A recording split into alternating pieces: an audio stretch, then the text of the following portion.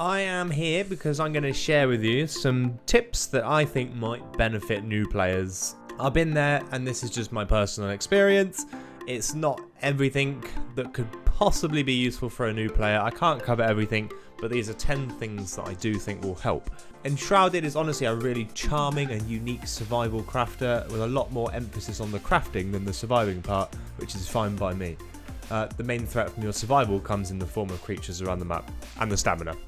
The stamina kills me as much as the creatures do. So yeah, there's 10 things that I just think new players should probably know before they start playing the game. And yeah, these are those. Okay, so first up, and they're in no particular order. These aren't like the 10th is the best or the first is the best. There's no particular order to this. It's just 10 useful things. So the first thing on the list is find all the AI survivors. So finding the survivors are the core quests that you're initially given anyway, and they're really important. Even if you don't plan on doing too much questing to start with, I would absolutely aim to do these quests. They grant you access to new recipes and allow you to craft better items to further explore. Each survivor comes with its own challenge to rescue them, however. There's sort of puzzles that you have to do to get to them, maybe a little bit of parkour. But also just something to check is when you're in the buildings rescuing these survivors is just check everywhere in the building, because sometimes there's some juicy loot lying around somewhere that you can find. Once you have these survivors, you can then take on mini quests for them. I don't know if I have any for this guy. I don't at the moment. But you can take on mini quests and that unlocks more recipes for you to craft. So very useful. I would absolutely recommend doing at least the first 5 survivors. So next up is understand what foods are useful. So I'm not saying you have to have a comprehensive understanding on what every single food does, but it's important to know that different foods have different benefits. So yeah, I just have a basic understanding of what the different foods do. It can be very easy just to fill your slots with berries because they're everywhere and they're easy to get, and you just, I've got no food on, I'll eat a berry. Very easy to do that. This can be especially important if you're gearing up for like a boss fight or you're going out to do a lot of fighting or something. Just eating some berries probably isn't going to be enough, or you're not going to get the best out of it. There are foods that will help you much more than just some berries. You might be familiar if you've come from Valheim, but for those that don't know, different foods provide different buffs. You don't have hunger, they just provide benefits. The game doesn't punish you for not eating, but it does reward you if you eat the right items. Some foods will boost your stamina regeneration rate, some will regenerate your health quicker than others, some will give you attack buffs and so on. You can see, so berries is +2 health regeneration, which is good in the right circumstances. +3 strength, if you're playing a tank build, get the hazelnuts, you know, just whack some of those on in one of your food slots. The mushroom is +2 intelligence, if you're a wizard, get them mushrooms going. Forest beet, it gives you +1 dexterity for 15 minutes, really useful if you're a ranger. Even better if you got tomatoes, look, +2 dexterity. So, you know, they have their benefits. And, you know, cooked food gives you bigger health bars and there's all sorts, but just have an explore of your foods and just sort of maybe plan out 3 foods that you're going to eat before you go out exploring. Alright, so for my next tip, I would say explore the Shroud. Don't be afraid to explore the Shroud. It may seem like a place that should be avoided, however there are many benefits from within the misty wasteland that is the Shroud. For starters, there are a lot of unique resources that can be found in here, such as these Shroud liquids. They're in a lot of recipes. And there's also Shroud wood, which again is in a lot of recipes. There's a lot of good stuff in here. Don't be afraid of it. You get plenty of time and you can upgrade it anyway. If you strengthen your flame, you can get even longer in the Shroud. It's not something to avoid. It's definitely something to explore. Also, you've got elixir wells, which are found within the Shroud. And they're actually a great way to provide some extra free skill points if you chop down the big red tree at the end of the well. Okay, so another good thing I would say is having the backpack. Again, it's a really good early advantage to have. There's so many things that, you know, Having enough inventory space in this game can be a real pain, as there's so much you want to pick up, you want to mine, you want to craft, there's foods you want to store. So it's a really good idea to look at the backpack. You can find the backpack at the Hunter. So if you see it's on Essentials, on the Hunter, you'll get a small one pretty early on, and then you'll get the medium one as well, and I'm sure there's more after that. This is all I've explored. But to start with, for new players, absolutely recommend getting the backpack. And that ties in with the importance of getting the AI, the NPCs, the survivors. Rescue them early on and you get yourself all these extra goodies. It sounds really obvious, but it's really easy to let your hotbars get a bit out of control. So it's kind of good to structure them. I usually keep my sort of weapons, maybe bombs if I've got bombs on me, healing potions, as well as, commonly used tools on one bar. So I've got like my wand, my staff, a couple of tools that I might use when I'm out and about, some potions. On my second hotbar, I've got my foods that I can switch to. It's just a little bit more organized. I kind of know what's going on.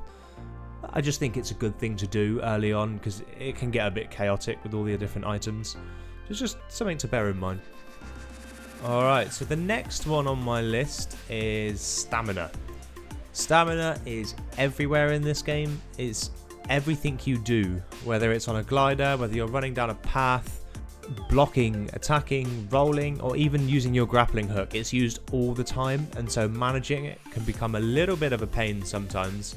Just make sure before you're about to jump off a sort of 170-story building that you've got enough stamina and you know you're going to be able to make it wherever you're going. Honestly, the amount of times I've jumped off, I've fallen victim to it far too many times. It happens a lot. It happens a lot. So, but just something to bear in mind if you're a new player, that stamina's a very important key part. Your stamina bar does actually go around twice. So if you're running along, you'll see my bar here, it would go all the way and then it would go around again. And so you'll actually know if I've got consumables on as well, I can actually go a little bit further round a third time, and it can go a lot more than this as well. If you have the right goodies on, you can get quite a lot of stamina out of it. But it's just something to keep an eye on because it does disappear just as quick as it comes back. My next point is kind of it is a temporary thing when you're a new player. Might not be as strong now, but I still personally think it's quite strong, and that's to use a wand at the start of the game. As soon as you get a wand, hold on to it and give it a go because it is good. They have done a patch, but from what I can tell, it still seems pretty good. Granted, I'm at the start of the game, so it's bound to feel pretty good for me right now, but this is just for the purpose of the video. So mages and magic in general on this game are just quite strong at the moment. I'm sure they'll nerf it, but it's a good way to sort of keep distance between you and the enemy without having to worry about the amount of ammo. It does a good amount of damage. It's just a good all-round weapon. But do keep in mind that some enemies might be resistant to different wand types. So I think this one's like ice. And so some enemies might be resistant to this one, whereas they might not be resistant to fire. So you might have to juggle your wands a little bit. But other than that, they're decent. So another thing you'll notice is when I use my equipment, there is a durability. It does go down, but before you let out a big sigh that there's durability, it's not that bad. I just thought that as a new player, you should probably know that there is durability. The durability in this game is super easy to stay on top of. So as soon as you start noticing things get a little bit damaged, just go to a workbench and tap E. Everything is repaired now. It's that easy. If you've got torches, it will refill them. Honestly, it's really easy. There are also anvils when you're out and about. You can find anvils. You can actually often find anvils down in little basements like this. There's not one here, but I'll let you figure it out. I'll let you find it and you'll know. They're out there. There's anvils that you can repair on the go, or you can do it at your workbench back at your base. Whatever suits you best. The next thing that I want to show you is magic chests. Now, it's becoming standard in a lot of survival games today, and most just have it built in from the start. But crafting straight from a storage chest is a luxury earned in Enshrouded. Granted, it doesn't take long, but it's not something you just get by default. So you want to get hold of magic chests. These will allow you to craft straight from the box. So you can dump your stuff in, you don't have to go to the box, get your stuff out, craft. It can just go straight to whatever you want to craft, and it will take the materials it needs straight from the box. So you can do these from the carpenter. He has somewhere storage. And he has these magic chests. So this is a medium magic chest. You can get a medium magic small one, I believe. But yeah, these are the medium ones, and you need a normal medium chest to be able to craft it. A couple of shroud cores and some goo. But these should really be... This is going to be a little bit later down the line. If you're a brand new player, you won't have these, but I would definitely have these in the back of your mind. I would aim to work towards magic chests, just because they are very useful and save you a lot of time when you're crafting stuff. So maybe focus on some of the other points first, but absolutely have this in your mind because it is important. Okay, so last but not least, certainly not the least important. So if anything, one of the more important tips really, it's at the end of the list, this is why I said there's no order, it is an important tip, is you should aim to get your hands on a glider and a grappling hook, or either, but both. Aim for one or the other, but then aim for whichever one you don't have. They're both really important as soon as you're able to. The game does try to push you towards getting these early on, and you should absolutely do it. Don't hold off. Traversing the map becomes much easier and also much safer. The glider can come in handy when breaking your fall from great heights. This guy right here, gliders.